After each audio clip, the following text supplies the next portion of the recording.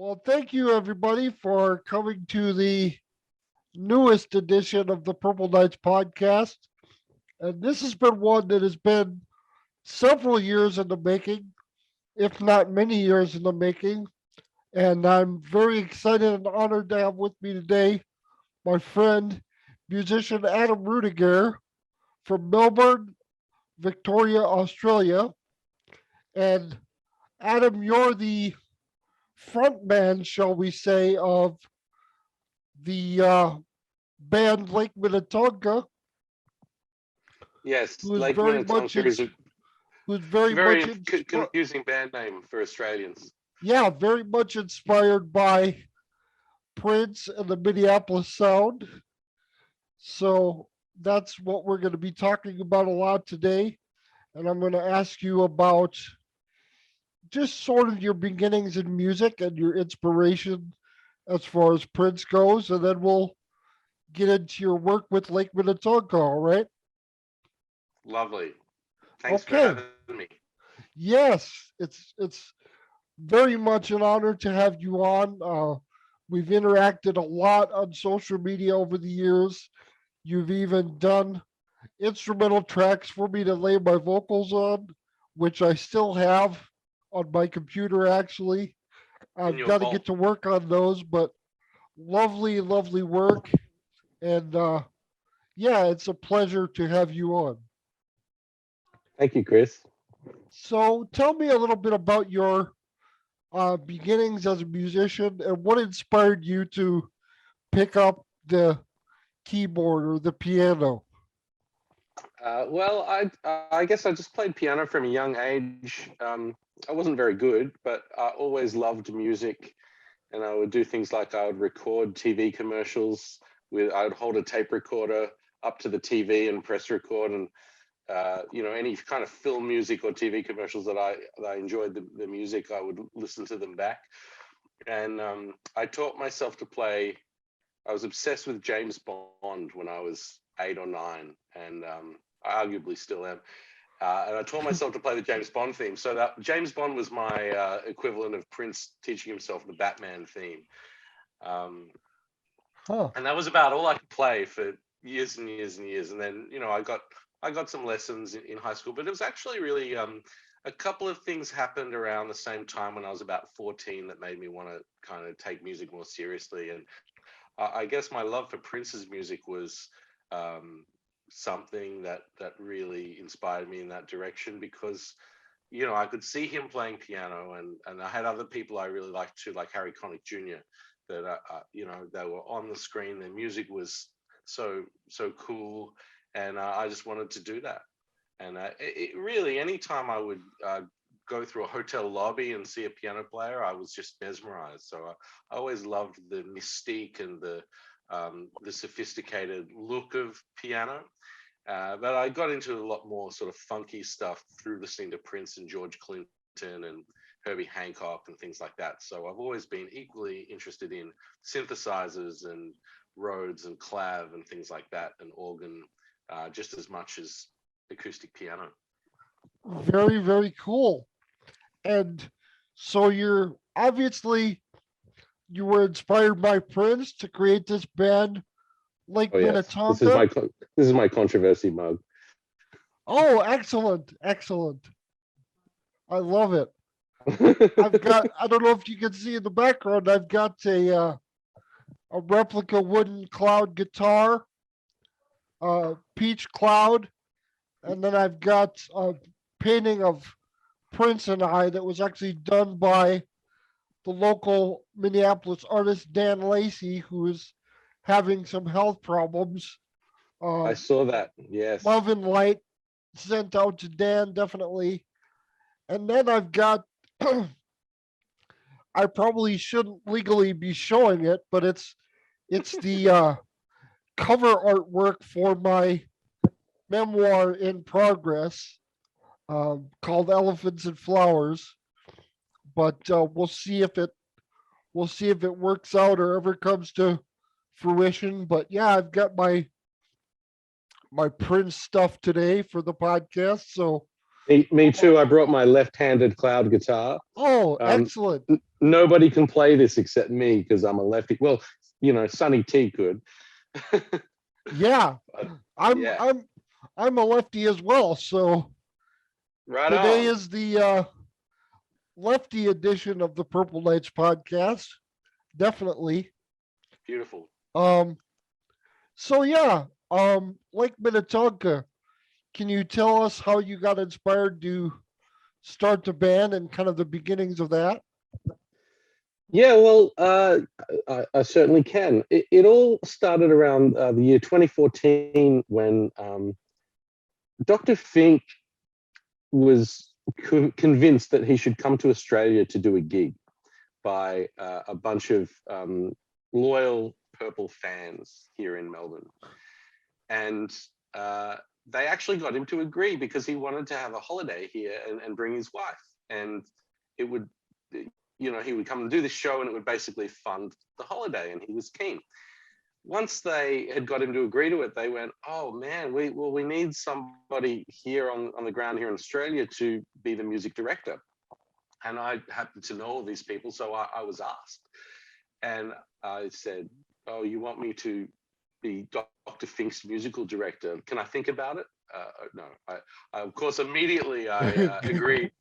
And I sent him this list of, okay, this is what I want to do.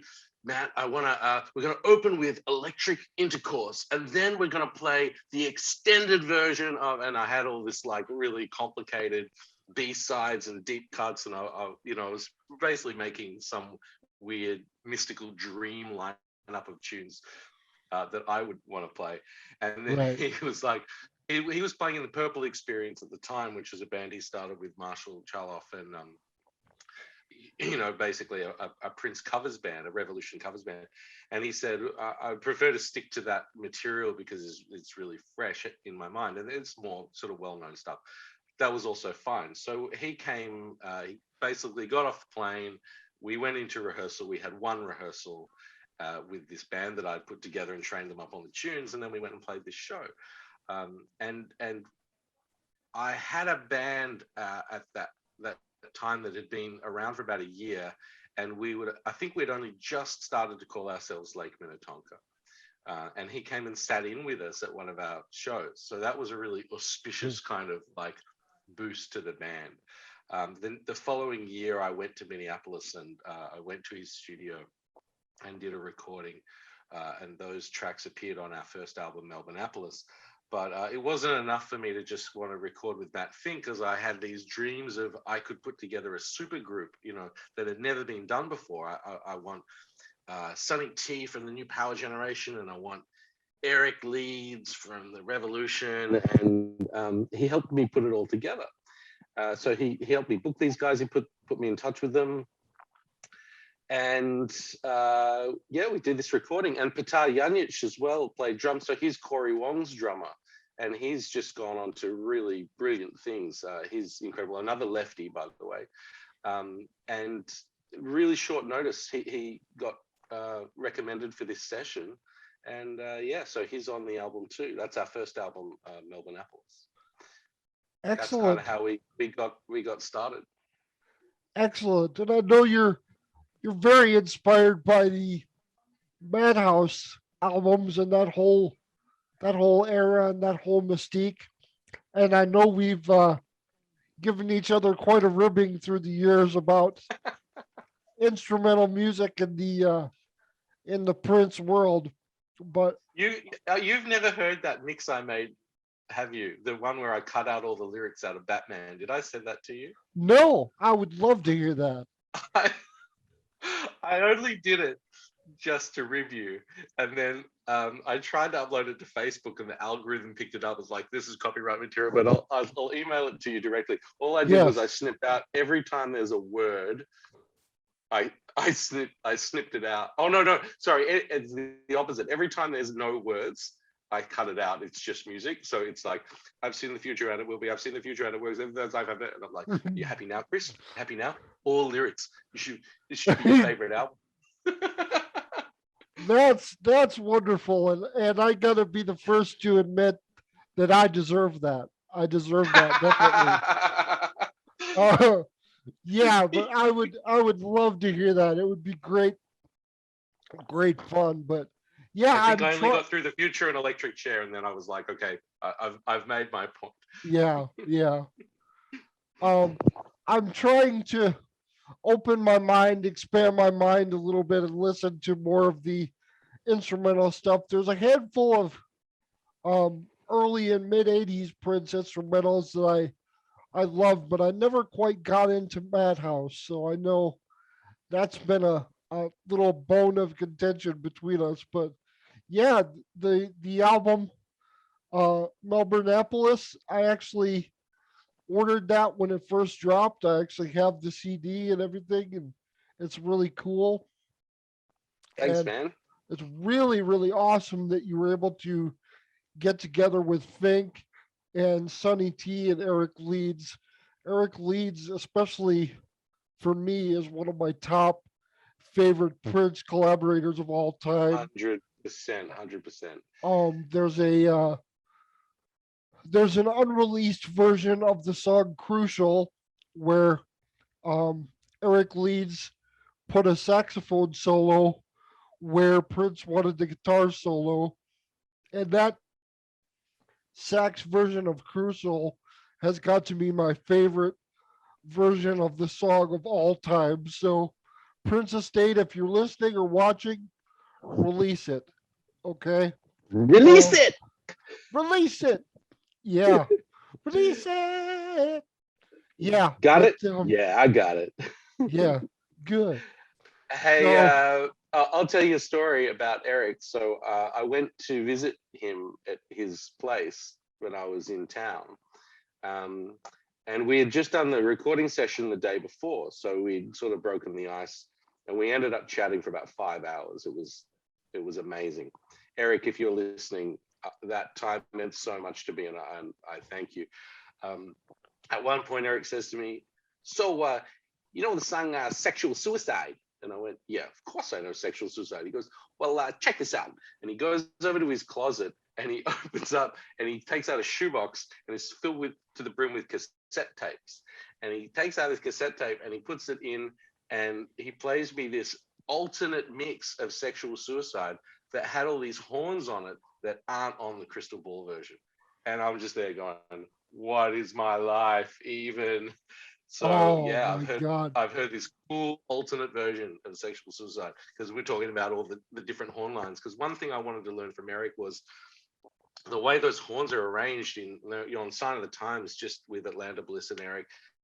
It's incredible. But if you really listen to things like uh, Slow Love, there's a lot of dissonance in these beboppy lines, and I'm just really I'm a student of when Prince started to introduce all that jazz language into his music, spurred on by people like Eric and Wendy and Lisa, you know, bringing him this music and exposing him to Miles Davis and things like that.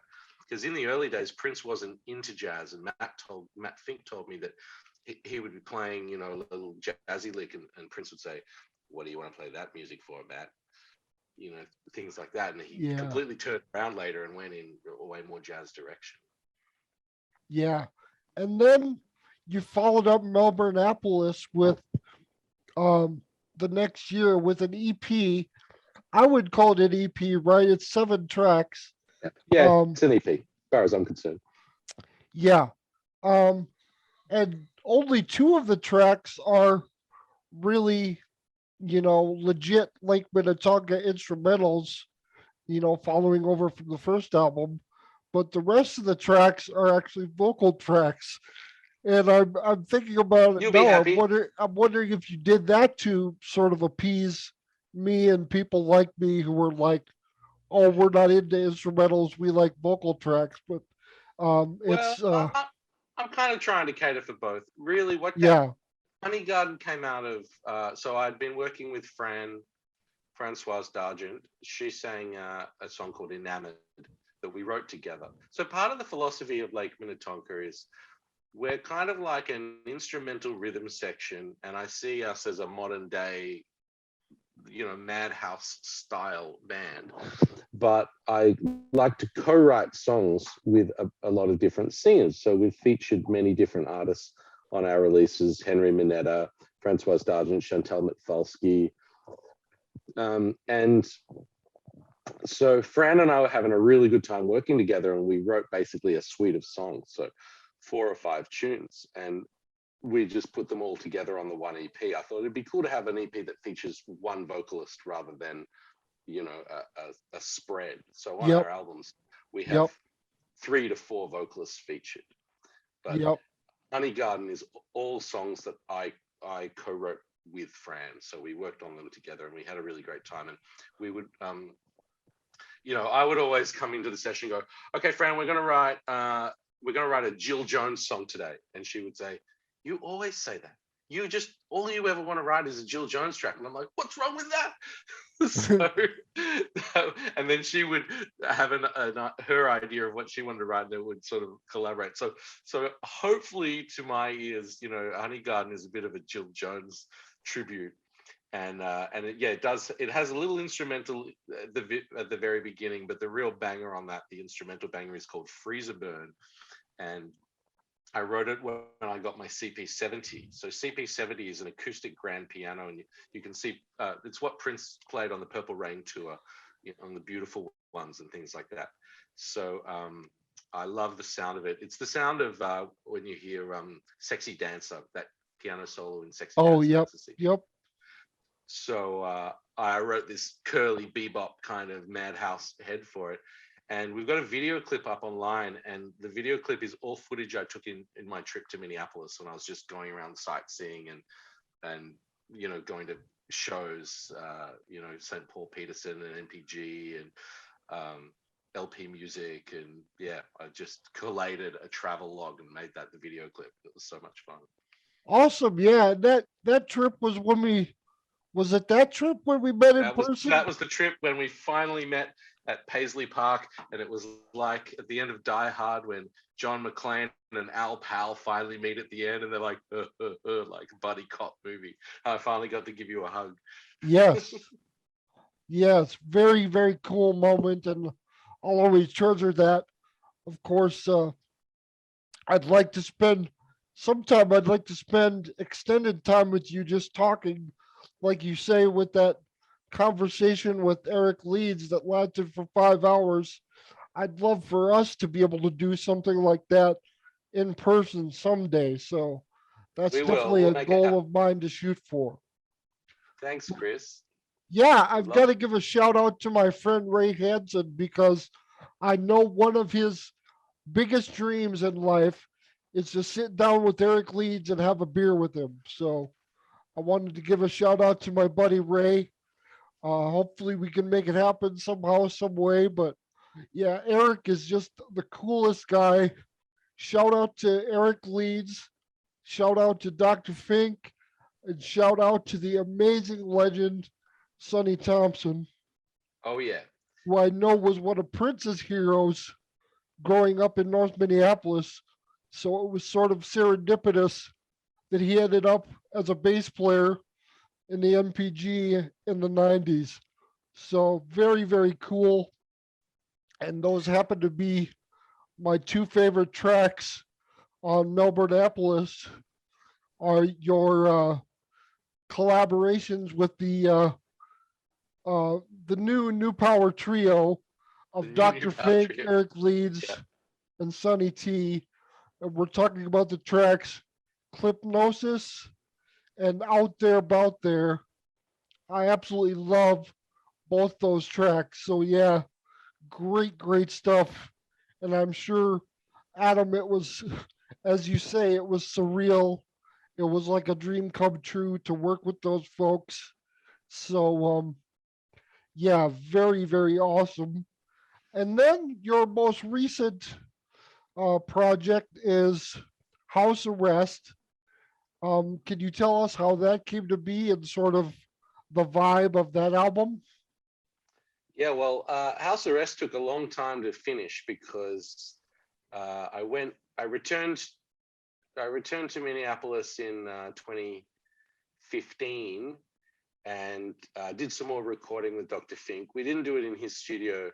that time we did it at River Rock in North Minneapolis. And this time I was able to actually get everybody together to jam in the one room, rather than the first time we recorded it. It was sort of rhythm section first, then Eric came and put his horns on top later. But this time it was St. Paul Peterson, who's been a great friend to the band and also appears on Melbourneapolis. St. Paul and Matt Fink and L.A. Buckner, who's an amazing drummer. So it was a slightly different lineup this time. And then we got 4 tracks down. And they were just sort of extended funk jams, and I kind of turned them into other things when I got back to Australia. And I added our local musicians here. I added some guitar, Jack Whistler on guitar, and turntables on a track called No One. So that was really fun. And then we're constantly working on our own material here in Australia. So Chantal Natfalski is a brilliant vocalist. And right after we did our song for Melbourneapolis, she moved to New York. But because of COVID, she came back to Australia. So I was happy about that. One small silver lining to COVID was that Chantal was trapped in town, and I was like, let's make more music. So she features on 2 tracks on House Arrest, Black Pegasus, the sort of the lead single, and From My Keys to You, which is my attempt to write a Diamonds and Pearls kind of song. And then we've got Henry Mineta, and like House Arrest, the title track, that's my total madhouse mode, where I'm just writing. I co-wrote the groove with Anne Metry, our bass player, and then I sort of built it up from there. And then what I did was I like to cut out parts of bars and make them sort of like a 2/4 bar, so it feels a bit lopsided and things come in surprising places. I remember when I sent out the demo to the band, Anne was like, I don't remember all these little bits being in there. And I was like, yeah, sorry, I changed it. So we had this sort of like just a funky groove, but it was just fairly in 4/4 time, fairly conventional. And I was like, oh, but then what if it finishes early? And what if this happens here? And I dressed it up, that's what I like to do. Yeah, my favorite track is on the latest album is 3 a.m. Bunker Funk. So yeah, I'll be leaving a link to that in the description box of Blog Talk Radio and also on YouTube. So you guys can check that out. So on Melbourneapolis, we had 4 a.m. Bunker Funk, and this is 3 a.m. Bunker Funk. So I imagine that one day we will have 24 tracks. You see the madhouse connection here. We'll have 24 tracks, all the Bunker Funks, and of course, Bunker Funk relates to Bunker's, the iconic venue in Minneapolis where Dr. Mambo's Combo has played for decades and decades. Yep. And anybody who's not from Minneapolis that makes the trip there, you must make the pilgrimage and meet the band. I got to buy Margaret Cox's CD right from her when I was there, and I'm a huge fan of her work, MC Flash and Standing at the Altar and all that. So yeah. Anyway, the cool thing about the Bunker Funks is we feature the 2 Minnesotan caricatures, and that is Dr. Fink and his lovely wife Andra, and they to do this brilliant comedy routine where it's sort of like a Fargo kind of Minnesota accent. I know Fargo's in North Dakota, so don't correct me, anybody. I record them and I put them in there. So that's really cool because I feel like it's one of the only recordings in existence that has Matt Fink on vocals. Wow, that's excellent. Yeah, I recognize that listening through the albums. Yeah, and it's very, very unique and very very interesting track, but also very funky as well. Thanks, Chris. Well, there's a funny story about how I actually got that vocal because, we'd done it on Melbourneapolis, and I thought, how am I going to record them again? I never see them. When the Revolution got their star on the wall of First Avenue, they were having a little photo shoot there to commemorate it, and I was in town that week, and I went down and hung out there. And then the Revolution were all going over to Paisley Park to perform that afternoon. So I bummed a ride with Matt, and I sat in the back of his car right next to his surgical scrubs that were hanging up in the on a coat hanger in the back seat. And it's got a Grey's Anatomy tag on it, by the way. I think he bought it off the internet. And we got to Paisley Park and we pulled into the car park, and I said, all right, before we get out, I need more material for the next album. So do your thing. And I put my phone on, I held it up, and they just went into it immediately and gave me about a minute's worth of their comedy routine, talking about fishing up on Lake Mille Lacs and things like that. So yeah, that's how I got it. And then Andrea went, she goes, all right, well, we got to go in now, but I'm going to just throw this trash out. And she had some McDonald's, takeout a bag of that. And there's a purple dumpster at the back of Paisley Park. And she walked over to it and she throws in the bag, and she turns around, she goes, well, lucky nobody threw me in the dumpster because Morris wasn't around. And That's excellent. I was actually filming that on my phone, and if you watch the Freezer Burn video, we cut the song halfway through, and I just put that little clip of Andrea throwing the. I feel like in America you should say toss. She tosses the bag in, and she turns around and does that quip about Morris. Yeah. Yeah, I'll include the link to the Freezer Bird video as well. Yeah, You guys cool. should definitely check that out if you haven't already. And yeah, great stuff. Well, I wanted to ask you, because I've never actually talked to a musician about this, Mhm. and it'd be good to get your impressions. Of course, I've read things and heard different definitions over the years, but what to you defines the Minneapolis Sound? What differentiates it from other musical genres or musical movements? How would you break down the Minneapolis Sound? Well, it's a bit like film noir. Is it a style? Is it a genre? It's a few different things, and it evolved quite quickly. So what most people think of when they think of the Minneapolis Sound is only a very short time period. And what you have to realize is that by the time Purple Rain came out, it had already evolved.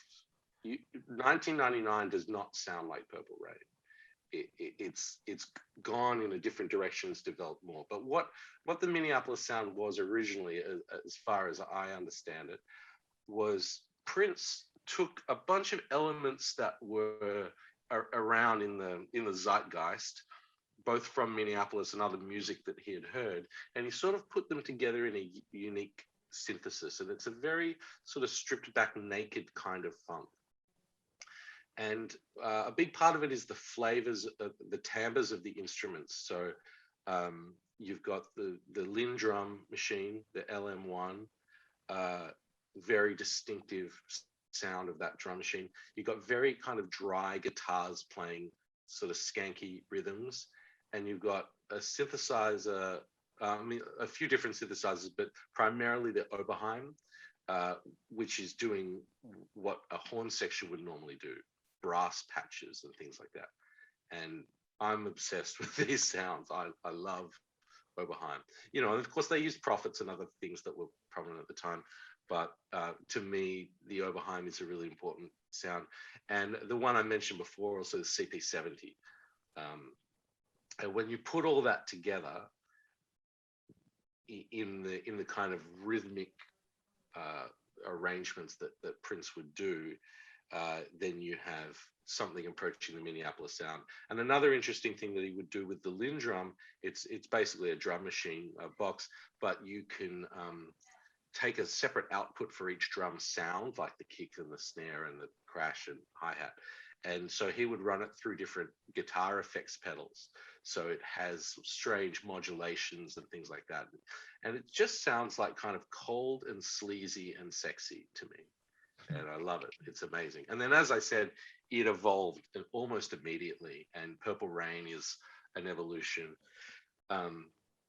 Really influenced a lot of 80s hits from the first half of the 80s. And then I would say that Jimmy Jam and Terry Lewis are responsible for the kind of the next evolution of that sound, where they started using the 808 drum machine instead of the Linn drum.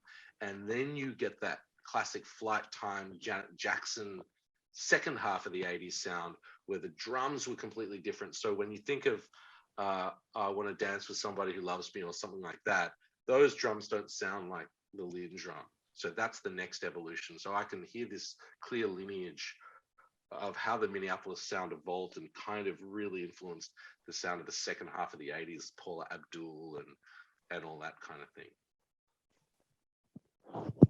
Great sound, and I love how you described the evolution of it.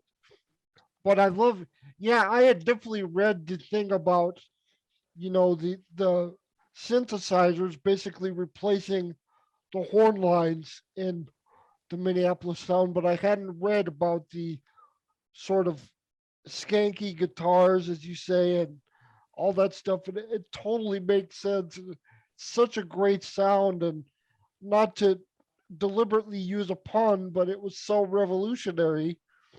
Um, It was instrumental in the sound of the 80s. Yeah. exactly, exactly. Uh, we need a rim Those drums shot just sound made hit effect. after hit. Exactly, exactly. So yeah, You can really think, if you think of Controversy, the guitar part of Controversy, it's like tick, tick, tick, tick, tick, tick, tick. That's quintessential Minneapolis sound guitar style. And then of yeah, course you've got those lead guitar sounds like Bambi and things like that, like the distorted, overdriven classic Prince face melter yeah. guitar On work. on Controversy, you've got what Prince would call chicken grease.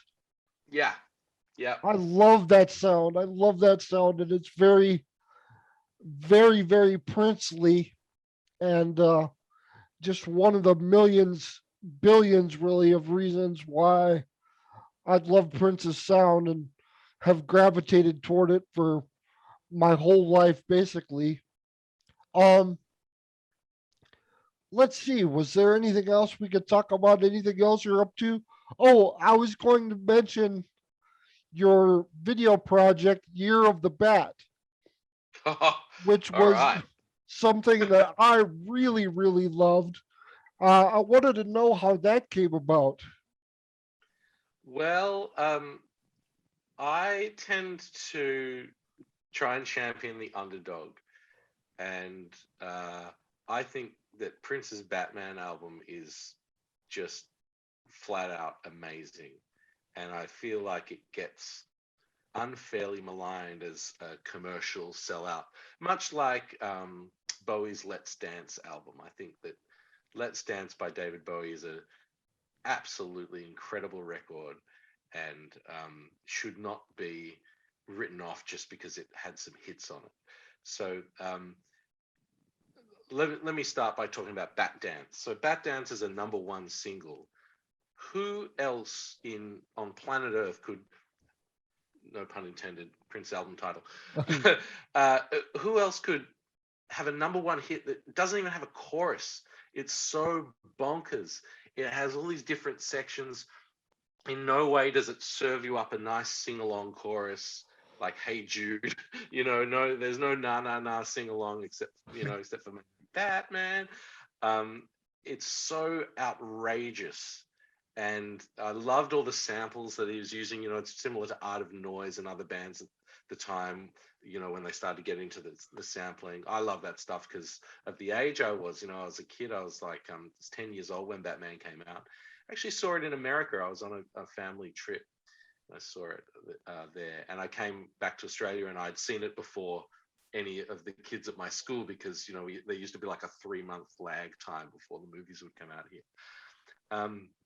Also, Electric Chair and The Future are just like some of the best Prince that exists. I love it so much, and I think he was on a really transitional point production wise. There was new technology available, so it sounds quite different from Lovesexy, and I like the way that it's sort of like a bit more stripped back before he went full overblown production of Graffiti Bridge and Diamonds and Pearls. So it's a really interesting transitional point, and I think he was just like at his peak, or one of his peaks, in terms of the live show. If you think of the Electric Chair Saturday Night Live version, or the Nude Tour, how he does that big long medley of The Future and Housequake and 1999. It's really really amazing stuff. So I decided that for the 30th anniversary of Batman, I would recreate the album in a live sense, because you never really got a tour that was just all about Batman. It sort of got included in The Future, and Party Man got included in the set list of the Nude Tour, but you just didn't get This Is the Batman Tour. So I wanted to sort of think about what those songs would sound like if they were all created live. And I also wanted the challenge of recreating the keyboard sounds, programming sort of Fairlight type sounds, like the choir on The Future. And I think that's actually literally the Sounds of Blackness choir. I think that's a real choir. But there's a lot of tones and things that I wanted to recreate. And so I made my band learn all those songs. The only one we didn't do was Lemon Crush, but we threw a little bit of that into one of the other songs. So we took over this venue here in Melbourne called the Nightcat, and we did a live recording, and we performed a couple of takes of each song, and we recorded it all live, and we filmed the whole thing, and we all dressed up in costumes, and then I edited it over a month. It took me to put this 20-minute concert film together, and I kept thinking of other things. Oh, we need a framing device. We need, like, what if there's a hobo in an alley and there's this TV and it comes to life, and then it goes in, and then we're watching the concert. And then I was like, oh my God, there's that scene in Under the Cherry Moon where they're Tricky and Christopher in the restaurant, and they go, are you afraid of bats? And then I could cut to Michael Keaton going, whoo, and I did it all. Everything I thought of, I threw into that video. And then I have a radio show here in Melbourne called Black Wax, and I interview lots of artists. Some of them are Prince related, a lot of them are jazz artists. And I managed to get an interview with Ingrid Chavez. And when I had her on the phone, I had this idea in my mind, because Kim Basinger was not the original choice to play Vicky Vale in Batman 1989.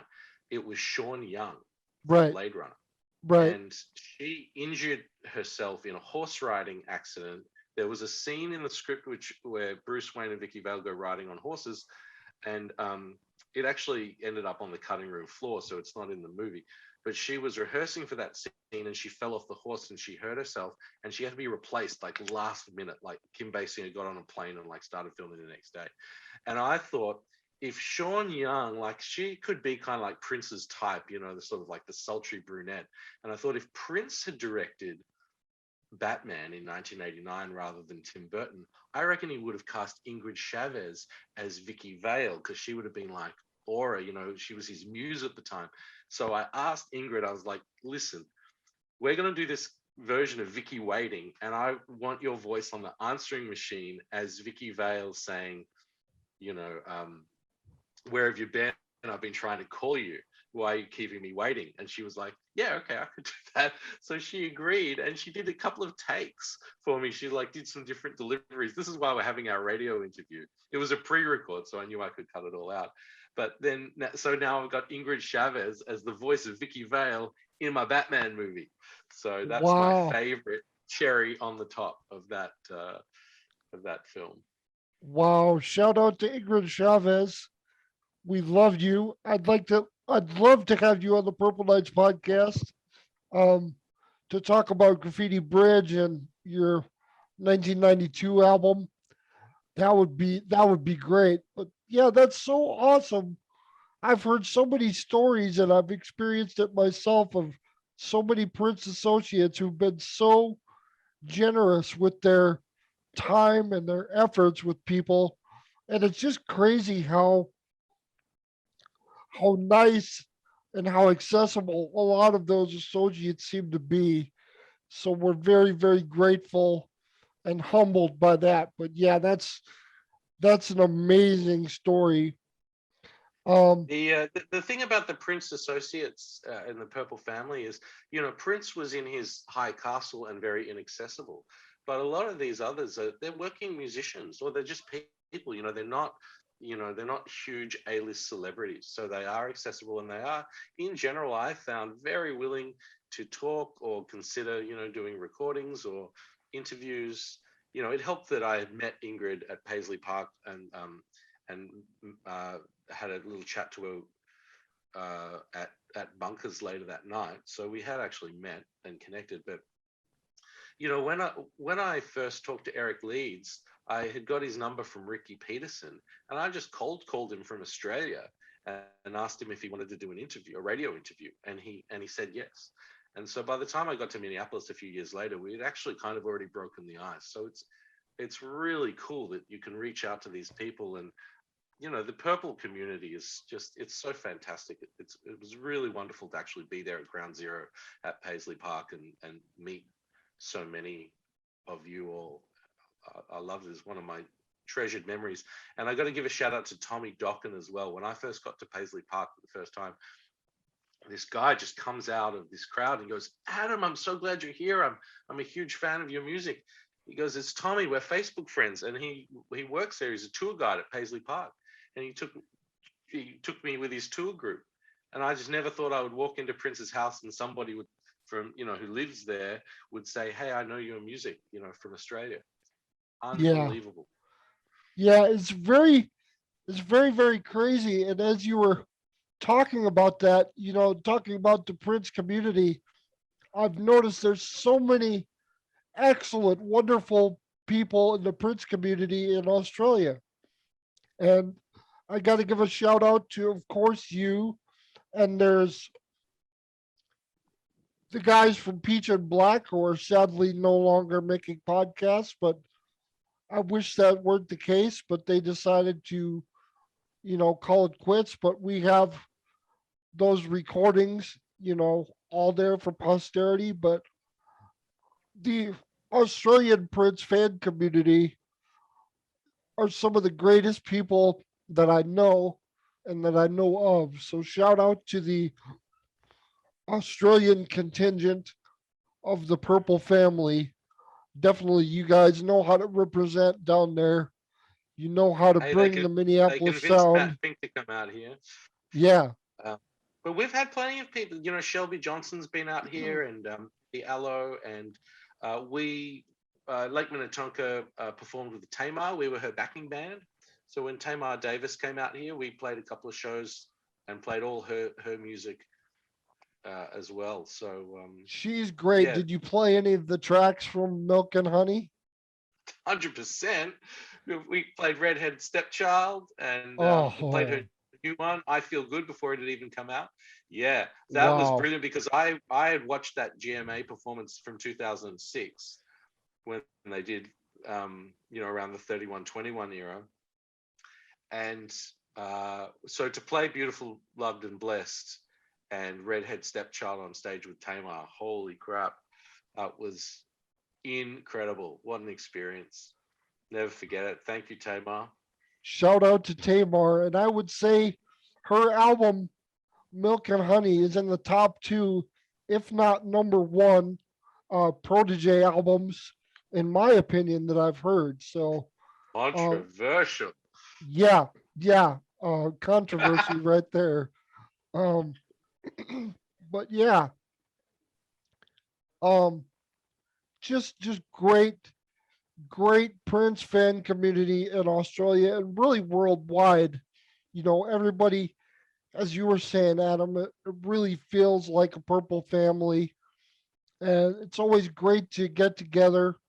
Um, and with COVID and everything in the last few years, the celebrations have been canceled, but I'm hopeful that in 2022 we'll start to see a shift of things for the better.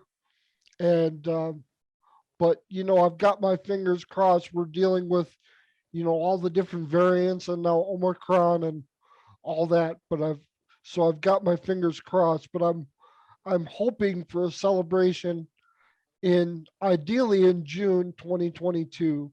So we'll see if that comes to pass. But um, yeah, there have been a couple um musical projects that you and I have collaborated on. The one that comes to mind immediately is the version of Mr. Goodnight that you and Tilly did for me. Mhm. I still have that instrumental on my laptop, and I need to add vocals to that and at least try to share it on Facebook. I don't know if the algorithms are going to, you know, bite me in the bite me in the rear, but we'll see. I don't think they will because I recreated that instrumental from scratch, and the drum beat is slightly different. So I think it's going to fool the bots. Let's see. Okay, so yeah, definitely keep your eye out for that. I'll definitely post it on Facebook, and then if it gets through there without any problems, I might upload it to the Purple Knights podcast YouTube channel at a later date. So keep your eye out for that. Um, so what's new? Any other projects cooking? I know you were doing a David Bowie project a while back. Yeah, Any other yeah, things? Any other things well, in that, the making that you're up to that you can announce? yeah, well, David, the Bowie project is a instrumental jazz, Bowie interpretation group, and we just released our fourth album, Strange Changes. We had a sold out show at the Melbourne International Jazz Festival. We had a 9-piece New Orleans brass band, and we played some Herbie Hancock electric jazz funk versions of things as well. Wow. I made an album in lockdown called Norse Mythology, which is kind of a rumination on the concept of Blade Runner. So that's going to be out very soon. I just actually got the final mastered version of everything back yesterday, and I've commissioned a bunch of animations. So we're actually going to release it as a film instead of doing an album launch. We're going to have a screening at a cinema. So that'll be up online sometime next year. Oh my Uh, goodness, that sounds amazing, amazingly creative and visionary. I love that. Yeah, thanks. And I'm working on. Okay, here's an announcement for you. I haven't told anybody this. Um, so I mentioned I like to root for the underdog. So I'm making a concept album about Timothy Dalton, James Bond, and Michael Keaton, Batman, and 1989 being the crossover point. Right. Um, so I get to exist in the musical worlds of John Barry and Danny Elfman, which will be very fun. And I'm also working on a follow up to Norse Mythology, the Blade Runner album, which is inspired by 3 shows in particular: Max Headroom, Alien Nation, and Total Recall 2070. So late 80s to late 90s sci fi, cyberpunk TV shows. And that one's going to be called 20 Minutes into the Future. So that's what I'm working on right now. Oh, that's excellent. Very excellent and very creative and has a really uh dark, funky vibe. I really like the sound of that. So we'll definitely be looking forward to that. I'll Um keep you posted, man. yeah, definitely. And to close things out, I just wanted to give you the opportunity to let everybody know where they can find you on social media and where they can find your music. Yeah, well, we have our albums are up on Spotify for Lake Minnetonka, but we really prefer Bandcamp as a platform. And there's a few things on Bandcamp that aren't on Spotify. For example, the soundtrack to our Batman concert film Year of the Bat. So yeah, Lake Minnetonka on Bandcamp, and we're fairly active on the socials, particularly Facebook and Instagram. So we're Lake Minnetonka Band on both of those. Okay, yeah, this is as good a time as any for me to announce that inspired by you, because you told me that your band is mostly active on Instagram, and I told you I'm like I barely use Instagram, but I opened up a Purple Knights podcast Instagram account, and I'll definitely be using that. My plan is to post weekly If things really take off, I might post more often than that. But yeah, Purple Nights Podcast, all one word on Instagram. And of course, you can find me on Twitter at PK Podcast. And my personal Twitter is at Artificial Age. The O in official is actually a zero. So it's kind of weird for people to know that it's not actually an O, but it's a zero, Artificial Age. And then you can find me on Facebook, facebook.com/ChrisJ80. So, Adam, any closing thoughts? Only just it's brilliant that live music is happening again here in Melbourne, and let's keep the purple funk alive. And I'm going to keep making as much music as I can. And I want to thank all the other musicians out there in the world who are contributing to all the amazing things, creative things that are coming forth, sort of as we sort of emerge from this COVID winter. So thanks to everybody for their support. And yeah, it's just been a great pleasure to talk to you, Chris. Thanks for having me. Yes, it's been a pleasure and an honor. And I just want to echo your thoughts about live music. Live music to me is pretty much like lifeblood. So I love I love experiencing live music anywhere in any form.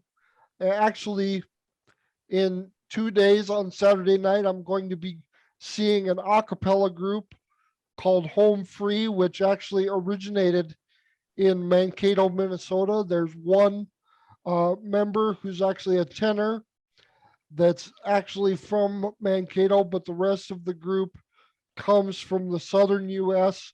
They're an a cappella group. They're amazing.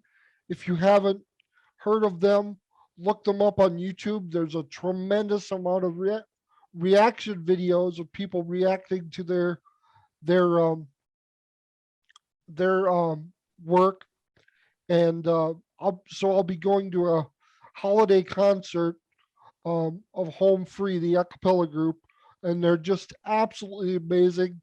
Um, the work they do is wonderful. So I'm very much looking forward to that. And Adam, if you ever bring Lake Minnetonka to Minneapolis again for any live gigs, I don't know how that's all going to work with all this COVID stuff unfolding, but we could hope at some time in the near future, travel will be a little easier. But if you ever come to Minneapolis again to play a gig or just do something solo or anything like that, let me know. I'll be there, hopefully front row. So um, I would definitely look forward to that, and that would be an honor and a privilege as well. I'll definitely be back, Chris, and you'll be on the door. Don't you worry. Okay, thank you so much. Backstage pass. Thank you so much. I'll hang out with you, and we'll talk hopefully and geek out and do a bunch of nerdy things with our Prince fandom. And I just love how into it you are and how excited you get. And sometimes you go overboard, but us Prince geeks, we're like that. We love. When have I ever gone overboard? What are you referring to? Well, with the whole original idea for Fink, with the whole deep cuts and the big list and all that yeah, stuff well, you were describing, yeah, that's all right. a little Fair call. yeah.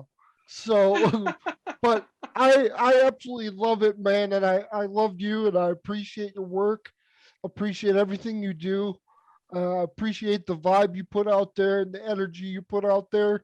You're a very funny, offbeat, really great guy, and I'm really blessed and fortunate to know you. And thank you so much for coming on today. And have a good rest of your day. All right. Thanks, Chris. Much appreciated. And right back at you. Okay. On behalf of Adam and myself, Chris Johnson, I'll say that's all, folks. See you next time.